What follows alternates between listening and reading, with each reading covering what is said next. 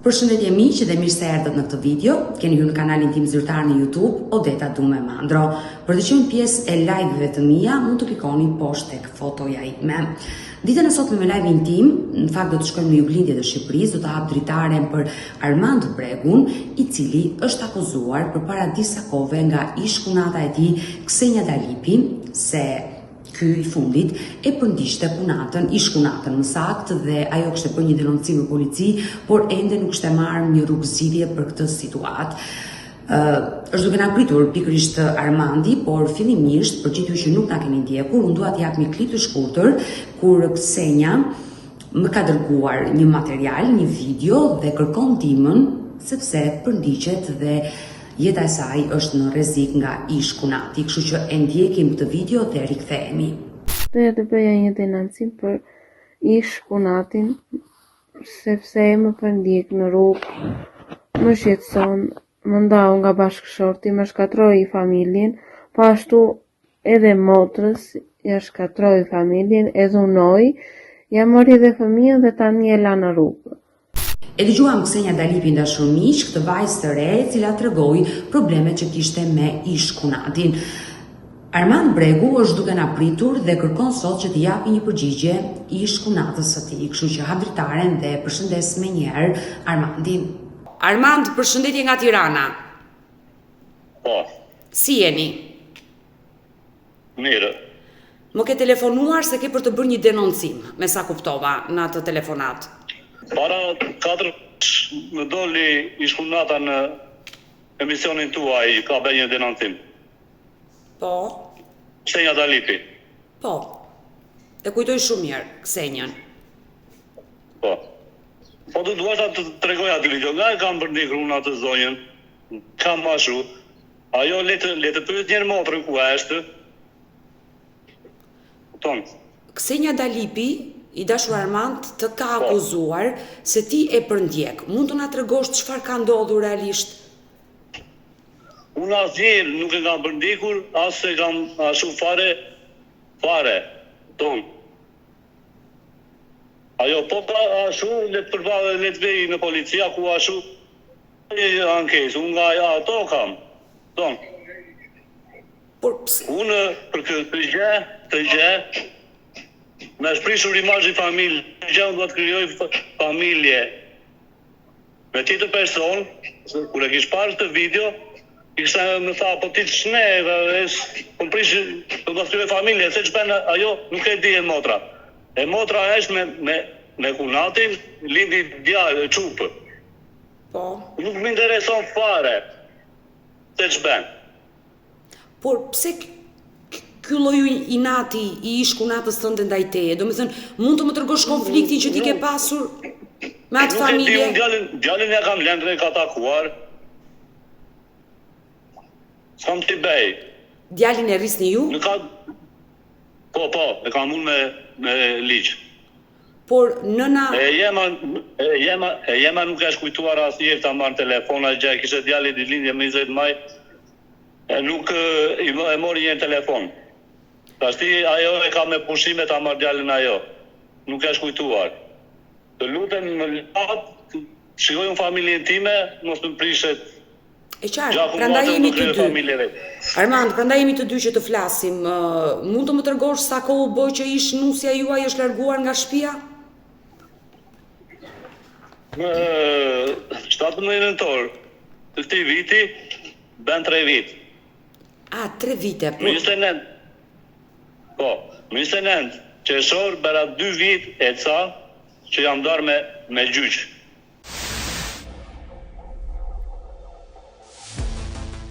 Dhe çfarë vendosi gjykata për djalin? Sa vjeç është djali? Djali 6 vjet u bën në 20 maj. Dhe 100 vjeç të bëhet. Rrosh. E kërkon nënën e tij? Jo. Nuk e kërkon, nuk e kam ndaluar të thotë gjë, nuk ka shu, nuk e di, nuk e di.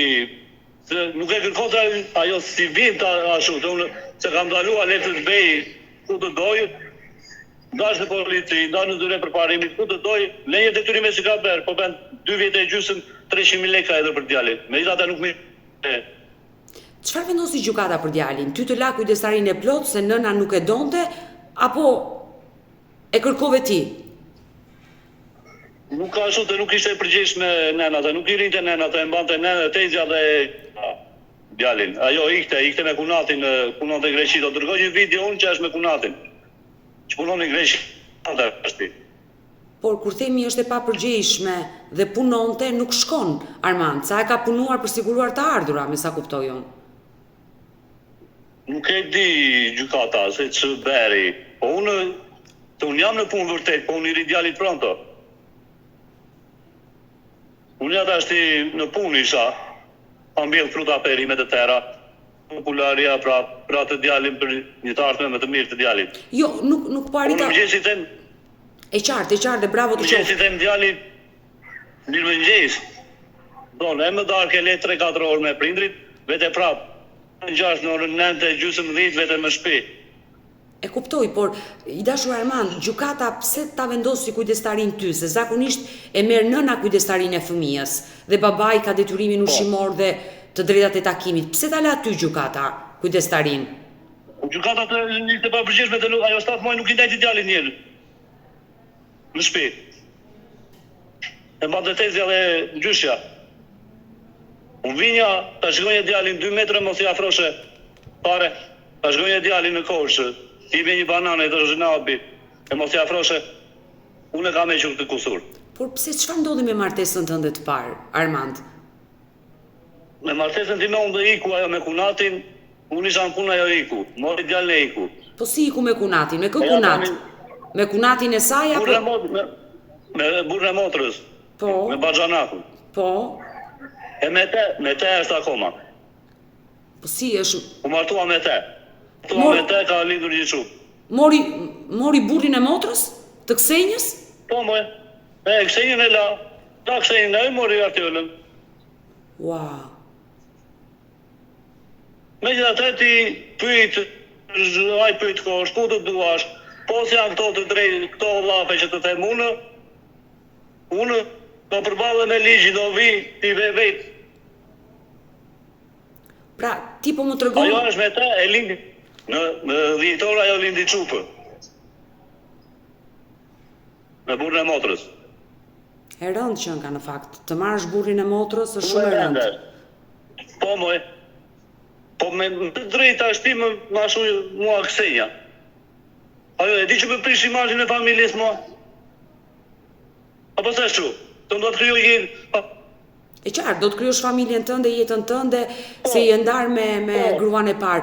Por më trego pak çfarë ndodhi me martesën tënde të parë, si iku dhe si e zbulove ti tradhtin? Iku, unë isha në iku, mori djalin e rëmbevje iku, ishte babin në shtëpi. Por ju deri në atë moment që ajo iku me kunatin, e kishit kuptuar që kishte nisur një histori dashurie me atë person? Po, gjitha iku vetë. Po, unë vinja në punë, unë isha më dalë në punë, ajo vinte. Unë kthesha nga puna, ajo ikte, nuk e gjenja. Por sa vjet qëndruat bashkë ju të martuar? 4 vite, 4 muaj. 4 vite dhe pas 4 viteve ajo të tradhtoi dhe ti arrite ta zbuloje tradhtin dhe është e rëndë. Ka tradhtuar me burrin e motrës së saj. Por të ka akuzuar dhe për dhunë, Artiola. Unë I kam vënë një fje floku të kemë prerë. Leje qashu. Unë nuk I kam shtruar dhunë. Asë njëre. Por në momentin I dashur Armand që ti zbulove tradhtin dhe ajo iku, çfarë ndodhi më pas? Iku, merë babi mua tha iku nusja. Po iku dashun, çfarë bëj? Por ty të kishte njoftuar që do largohem, do ndahem prej teje? Jo. Por marrëdhëniet tuaja ishin prishur, le të themi, nuk ishte më dashuri. Po më ishim mirë iku në momente atë kuptovi. E pa që po ashtu. E qartë, por rash një sy që po vetëm 1-2 kunat çdo në shtëpi, vetë me një fëmijë. Çfarë bën? Por në momentin që ajo iku me kunatin, çfarë ndodhi më pas? Çfarë ndodhi iku? Të ne mbas 3-4 vite shvajta i thash, grua e kisha, grua e kam. Jo, tha, bashkojmë unë me atë. Në rregull, thashëm, vazhdojmë gjyqet. Por si, grua e kisha, grua e kam. Ju e dini që ajo të kishte tradhtuar. Ju e kishit falur? Kërkoni që ajo të kthehej në shtëpi. Iku ajo, po shumë pak e dinja që ashtu. Ama kur iku Greqi, pasaj që ashtu, që u morë vesh, u bërë bujt me... Por djalin si arritet ta merje, se më tregove që ajo iku me djalin fillimisht, mori dhe djalin. Po me gjukata më dha, më 7 muajsh. E kërkuat ju kujdestarinë e djalit? Po me. Por nëna nuk luftoi për të birin e saj? Pare, në gjukata të është e drejta të ta lej të marrë baba e djalën me nëna. Po ti që e përgjesh me ta, ti rish djalin në koka. Dhe si reagoi ajo në gjyq? Hiç, asgjë. Ka që, se është e drejtë e iku. Dhe kështu ndodhi divorci, ti u ndave, ajo vazhdoi jetën me personin. Po, me ta, ajo, e unë po vazhdoj jetën time, me djalin me prindrit që kam. Dhe qofshi lutur. Ta uroj me zemër Armand këtë gjë. Por në momentin që ajo iku dhe ju ndat, me djalin nuk telefonoi asnjëherë, ti dëgjonte zërin të birit vet? Ajo në momentin që ashtu ajo kur e mora unë në gjykatë të djalin, ajo e mori po ta nxirte jashtë të djalin. Po. Po kufin t'ja mbylla. Lajmërova policinë. Dhe pa marrë prapë, fletën e gjyqit nuk e menja të djalin. Vendimin e gjyqit. Dese një javë. Të dilte vendimi gjykatës. Po, unë bëra sipas ligjit, Odeta. Por pse? Nuk jam asnjëherë kundra ligjit. Me i dhe atë të pyet në koshë, qarë jam unë e qarë janë ato. Shneta shti kuna, tezjat nga shumë nga kunata. E jem ato, mund të bej denoncime po, që sa shu djali. Me i dhe atë, e ajo s'ka su e faqe. Të kam daluar. Të këtë muaj e ka ajo për djali me pushime. Por i e drejtuar zyrës përmbarimore për pagesë që s'ka bërë, se ka detyrima e për ta paguar. Ka drejtuar qarë ti marrë shtë, qarë ti bej. Ishte një dy ca kohë në punë, ja blokuan rrogën iku nga puna. Por tani që është në Greqi, ti ke komunikime ish gruan për hir të djalit? Jo, fare. Nuk e di ku është. A Greqia, këtua, nuk e di as më intereson fare.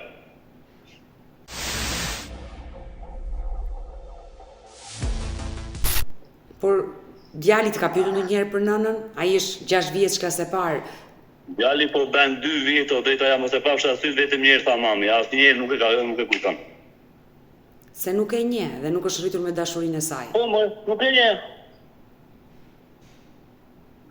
Po kjo më vjen i nat, të lutem po ashtu.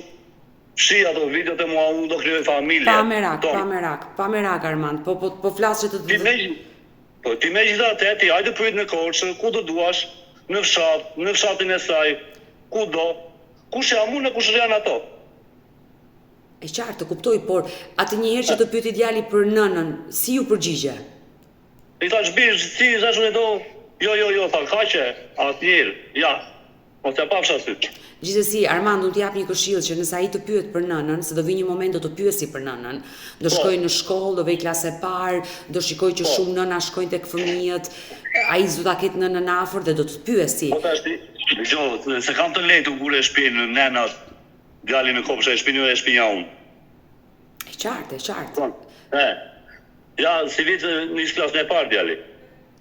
Do ulet për herë të parë në bankat e shkollës. Mira me të tëra, i registrova e bera, kopshin e qartë. E ndori për bukuri. Më vjen mirë që kujdesesh dhe një baba i përgjegjshëm. Por desha të thosha që nëse djali të pyet për nënën që do të pyesi, do vija një moment, mundohu t'i flasësh me qetësi dhe mos ta shash figurën e saj. Jo, asnjëherë. Se sido që të jetë ajo është nëna e tij. Mbi të gjitha është nëna e tij, nuk e poshtë. Ajo është nëna, unë jam babai. I dashur Armand, por tezja, sepse për Ksenjën u lidhem, ajo që të denoncoj fillimisht, sikur ti e përndigje, por tezja gjyqja nga ana e nënës, kanë ardhur interesohen për djalin, e takojnë? Jo, një Korçë më ka parë, e kam lënë të takoj djalin. E kam takuar djalin. në prezentën time që e drejta time nuk është. Ja jap. Por gjithsesi është gjaku i tyre. Po, moj. Kështu që mos e pengo të ketë kontakte me njerëzit e nënës. Nuk kam penguar njeri, po jo të ma bëjnë në këtë mënyrë. Po mirë, një gjë nuk kuptoj unë Armand. Ksenja, burrin që kishte ja mori motra, që ishte nusja juaj, ishte nusja juaj. Tani, Ksenja, pse ka inat me ty, se ti je i pafajshëm në këtë mes? Nuk e di unë këta, po s'po kuptoj dot. Ta s'po i kuptoj dot. Çfarë ka ajo me mua? Nuk e mundur doti të flasësh me Ksenjën? Jo, po s'është e mundur, pse të flasë me Ksenjën? Po jo. Unë pa takuar, e shkosh po bën, po le të takoj ajo bën. Jo, po. Po bëjmë zuri me beri me telefon, jo. Armand, unë shikoj ndryshe, kur njëri është i pafajshëm dhe nuk ka asnjë lloj qëllimi të keq ndaj një personi, e merr guximin dhe e merr në telefon për t'i thënë që çfarë i ke këto muhabete dhe pse më akuzon kot. Unë i thash, po ashtu do t'i dërgoj mesazhet. I thash në shnetin prap në emision. Po të shketi, tha, mua thash më duhet, tha, jo do t'i dërgoj mesazhet prap, do t'i dërgoj unë, që ka dërguar Ksenja. Dhe çfarë të shkruajtin ato mesazhe? Pastaj tha, nuk e di se ç'bëhet nga policia, dhe unë kam familjen time, ta kam njerëz, ta kam burra, kam miqta. Po mirë me shkoj jetën tënde ti tash. Me mos ke punë bash. Ti shkoj jetën tënde, unë shkoj timen. Po pse po e bën këtë gjë? Është prishje imazhin apo jo? Sepse ti e përshtyp. E kuptoj i dashur Armand, por ajo që ti je familje. Mua më thon pse ti vazhdon ande akoma, çfarë bën ande? Si do lësh familjen ti? Të kuptoj drejt, por ti e përshtypjen që nusja juaj i mori burrin motrës Ksenjës dhe duket sikur tani Ksenja ta akuzon ty, sikur ti e gacmon Ksenjën. Po. Se është pak e rëndë gjithë kjo situatë. Po, ti media të thoi Ksenjës, ku e ke burrin, ku e ke motrën? Kaq. E që ishte i matë që i previ keme motor se share të tëra janë gënjeshtra, janë mashtrime të tëra. E flinte babaj në dhomë me nusen, atere, janë mashtrime. Këto kanë qenë akuzat e rënda që Ksenja ka bërë ndaj jush, që motra e saj është keq trajtuar tek ju. Babaj flinte në kuzhinët, ajo flinte që sa vinja unë nga puna. Se s'vinte në dhomën e gjumit ajo? Ku ishte dhomën e gjumit, po flinte në kuzhina? Të kuzhina për pleshte, ja. Për prindrit janë. Nuk do t'hyjmë këtyre detajeve se janë të rënda realisht akuzat që janë bërë, por i dashur Armand, besoj që ka qenë e vështirë jetesa këto vite pas ndarjes divorcit me një djalë të vogël që do bësh dhe rolin e nënës dhe rolin e babait. Ishim mirë me ty ky në jetën e te u shkatrua çdo gjë. Burri Ksenjës. Gjithsesi ajo martesë ka marrë fund, kështu që ti më the që do shkoj jetën time. Nuk bëhet fjalë me. Po, mua më vjen përse do ta hedh në gjyq për prishje imazhi. Po, është drejta juaj, nëse të gjitha ato akuza që ka ngritur Ksenja nuk kanë baza, nuk janë të vërteta, nuk i fakton dot, është drejta juaj që ta hedhni në gjyq, patjetër. Për prishje imazhi. Është përse nga të thotë mama, e jeme djali që thotë os ma les ma ben më karraun ka bërë, thotë Ksenja. Por me ish vjerën, ke folur për këtë situatë? Jo, përse të flasë? Nuk më intereson fare të shbejnë. Unë dua që të shikoj jetën time, me prindrit time djalin të krijojnë familje. Nuk dua gjë tjetër. Dhe të uroj lumturi, sinqerisht të uroj lumturi. Mora të policin e zonës tash unë o zotri. Kam ndonjë denoncim unë o vlla tash për këtë gjë, se çfarë tha? Ajo ka vajtur prapë tash në emisionin. Ja dërgova tha po le ajo atë punë ka ti me liç jeta atë unë nuk ta mbaj dot në kurriz ty tha. Po që nga smore po që bërta.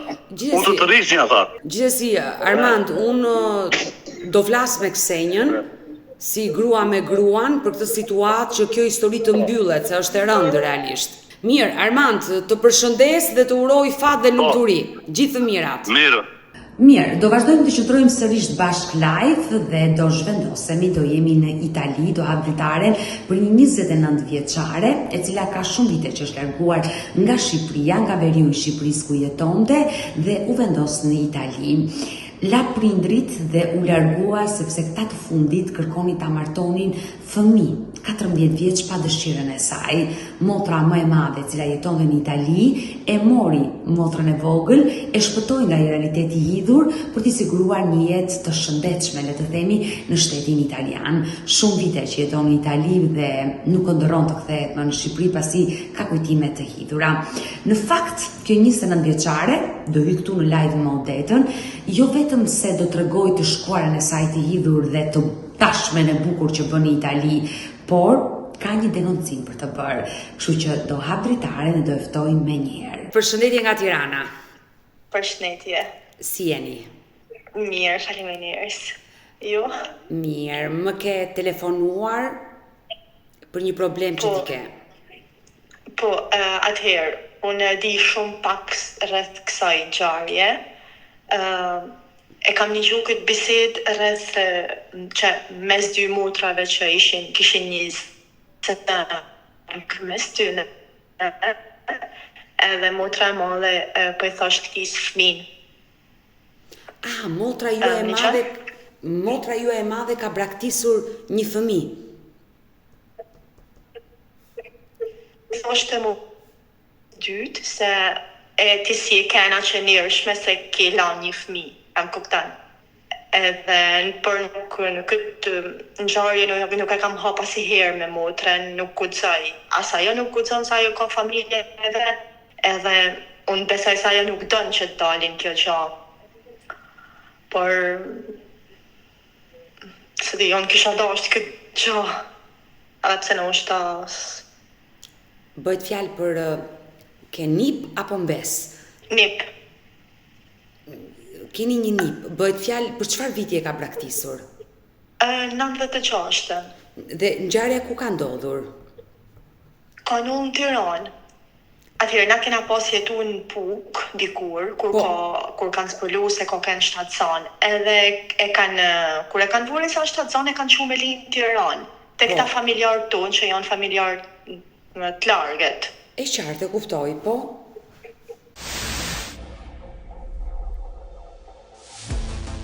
Edhe di se ka linë atje në spital, edhe e kanë detyru me e lanë, se nuk ashtë se ka dasht, po ka kanë 16 vjeqesh, ka kanë e vogël. Edhe e kanë detyru me e lanë aty në spital, po nuk di ma shumë.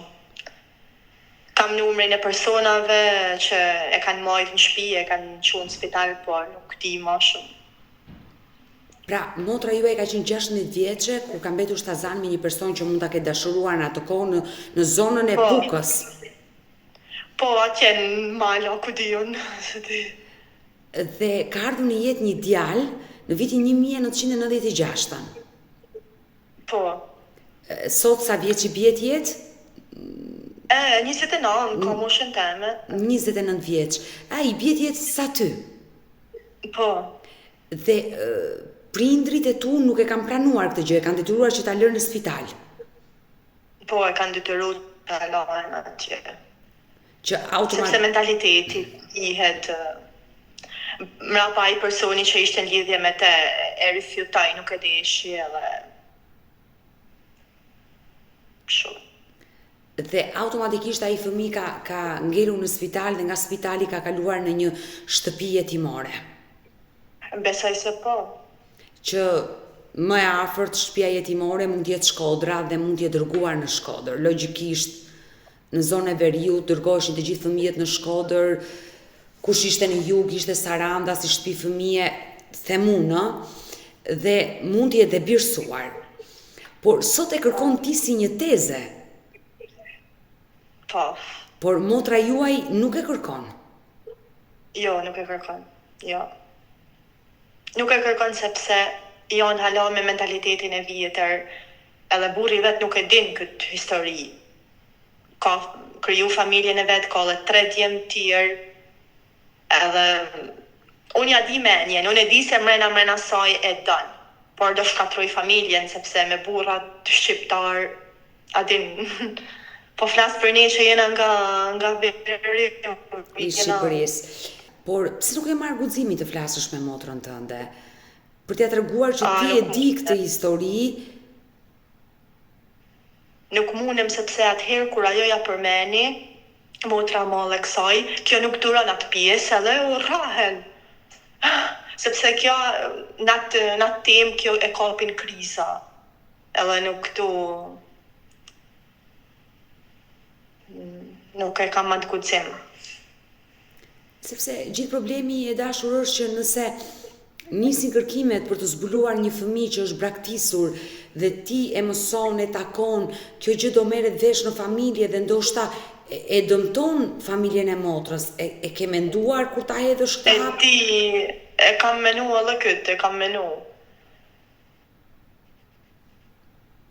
Prandaj ti them të gjitha këto, se ndoshta ndonjëherë nisesh për mirë për ta zbuluar dhe për ta gjetur nipin tënd, për t'i treguar të vërtetën kush është nëna e tij biologjike, ndoshta në të njëjtën kohë edhe ai e kërkon. Sepse në dosjet e mia un kam plot fëmijë të cilët kërkojnë prindrit e tyre biologjik dhe do t'i jap të gjitha ato të dhëna për të parë nëse ndoshta edhe ai fëmijë ka ardhur të kërkojë nënën e tij, por ta them ty që ti do hedhësh një hap të rëndësishëm, e ke menduar mirë se ndoshta shkatërron familjen e motrës tënde kur ajo nuk do ta kërkojë që është nëna, kryesorja. E kam menu, por unë them se nëse nuk do dali tash ai fëmijë, tash nuk është më fëmijë, një ditë do e kërkoj. Patjetër, ndoshta dhe ai është në kërkim të nënës së tij, padyshim. Dhe ai mund të jetë në kërkim të nënës së tij dhe mund ta gjejë dhe një ditë mund t'i vejë dhe t'i trokasit e dera. Ka ndodhur plot raste të tilla që fëmijët janë dalë nga jetimorja, kanë kërkuar nënën, e kanë gjetur dhe kanë vajtur i kanë trokitur te dera. Por dhe ata fëmijë që janë birësuar, që kanë pasur një familje, kanë pasur një nën, kanë pasur një baba në moshë madhore, kanë kërkuar të zbulojnë rrënjët e tyre biologjike, të gjejnë kush është nëna dhe babai që i sollën në jetë dhe zakonisht për të treguar e sinqert me ty, këto histori janë shumë delikate. Ndoshta nisesh nga e mira për të bashkuar dy zemra të ndara, por papritur t'i ndash shumë zemra. Ndoshta edhe gaboj se nuk jam prind vetë dhe ndoshta. Jo, ti ke marrë një nisëm shumë pozitive, ke një zemër kaq të mirë sa kërkon të njohësh nipin tënd, atë që nuk e bën motra jote për të njohur djalin e saj, e bën ti që je një shkallë më poshtë jetesja. Nuk ka asgjë të keqe, por duhet të marrësh parasysh edhe rrezikun. Dëmet që mund të shkaktojë kjo gjetje. Po flas shumë hapur me ty sepse jam përballur me shumë histori të tilla që kemi dashur të bashkojmë zemra, por kemi ndarë shumë zemra. Prandaj të pyeta pak më parë, ti e ke motër, dy motra flasin hapur me njëra tjetrën, ndoshta ti ke një distancë moshe të madhe, ajo ka djalin sa ty. Edhe nuk i kena konfidenca, është mosha. E kuptova. Unë e kam provu me mamën me pyet, po ajo e mohat. Nëna nuk të ka treguar asgjë. Do me thënë e kanë bajtur sekret. Edhe më vdekje muri atë, jo, e mohat, muj më parë, dhe i goja ti e myllën. Por si e mësove ti që ishte viti 1996 kur motra e lindi? Sepse në të zëngë që ata po gatroheshin dy motra të mlaja, a i burri motrës male kunati merë babin tem telefon edhe e kërcenët. I thotë, mos më bëjt kujtoj vitin 1996. Edhe atëherë e kuptova vitin. Por me motrën tjetër nuk e folur, se nuk është e ishme që një motër t'i kujtoj motrës një plag të shkuar. Nuk është e ishme. Di. Jo, as me atë s'kam folë, se nuk tregojnë. Unë t'i jap një këshill. Gjeje forcën, guximin, ti e vogla e shtëpisë besoj. të flasësh me motrën që ka sjellë në jetë fëmijën në 1996. Të gjesh mundësinë ta takosh, ndoshta jeni larg me njëra tjetrën, por takoheni dhe ti thuash që dua të pi një kafe me ty dhe të diskutoj diçka që unë e kam zbuluar dhe edhe ti vua në këtë histori se jetesja. Ule në kafe motrën dhe fol, duke i thënë që atë ditë kur ti pate konfliktin me motrën tjetër që u zut, unë i dëgjova të gjitha. Dhe unë e di që ti ke një djalë që është nipi im, që e ke braktisur, nuk të paragjykoj. Thuaj, ti ke qenë një fëmijë kur ndodhi ajo histori dhe nuk është as e para, as e fundit nuk do jetë motra juaj që fatkeqësisht sjellni fëmijë jashtë martese dhe janë të detyruara nga kushtet, nga rrethanat, ta braktisin fëmijën. Sepse mosha e saj 16 vjeç nuk ishte në gjendje të t'i dilte zot atij fëmije, dhe është e kuptueshme që fati atij fëmije do përfundonte në jetimore. Thuaja motrës që ti e di dhe ta tregoj historinë dhe pyete nëse ajo ka dëshirë, kërkon ta njohë, dhe ti thua që unë jam pranë teje, jam në krah me ty, jam të mbështes ty 100%, do bëj gjithçka për ty. Dhe jam e sigur që ajo brenda vete, siç e the dhe ti, që kërkon ta njohë atë fëmijë sepse e ka plagë në zemër. Dhe flisi të dyja si motra me motrën dhe më pas vendosni për të nisur këto kërkime, për ta gjetur atë fëmijë, sepse duhet të diskutoni se si ajo mund t'ua thojë fëmijëve të tjerë që kanë një vëlla. Sepse nëse ai zbulohet dhe nëna juaj pranon ta takojë, nuk mbahet më sekret, të gjithë do e mësojnë. Është shumë e vështirë. Të mbash sekret një fëmijë që e ke sjellë në jetë.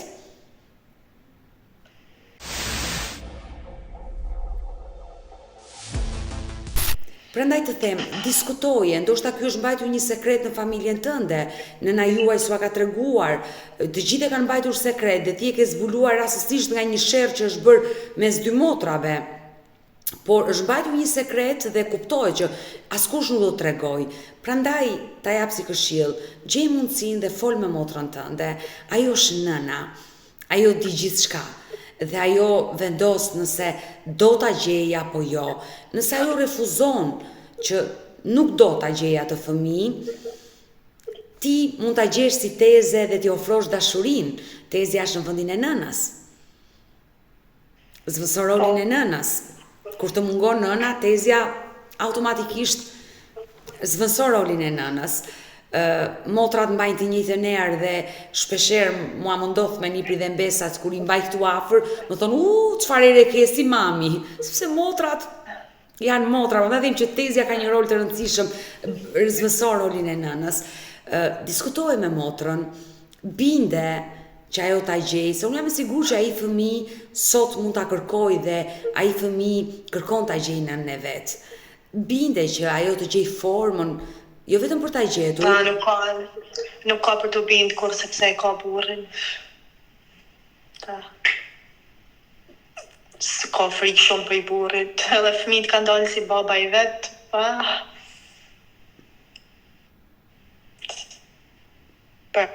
E kuptoj që vështirësitë janë të mëdha. E kuptoj vështirësitë janë të mëdha që ajo ta bëj publike këtë gjë për t'ua treguar të vërtetën fëmijëve. Por diskutoj me motrën në privatësi, pa e mësuar njerëzit e tjerë të familjes. Ne të dyja do mbetemi bashkë në kontakt dhe më pas marrim hapin tjetër të rëndësishëm për ta kërkuar, sepse nëse do nisim kërkimet dhe do e gjejmë, ne atë djalë do e lëndojmë për së dyti herë, kur nëna juaj ta refuzoi. Dhe jam e sigurt që pyetja e parë që ai do bëjë është pse më kërkuat, kur ai më refuzon. Do të jetë një plag akoma më madhe për atë fëmijë. Të mendojmë dhe për atë fëmijë, që ai sot nuk është fëmijë, është moshë madhore, por të mendojmë dhe për atë djalë që mund ta plagosim.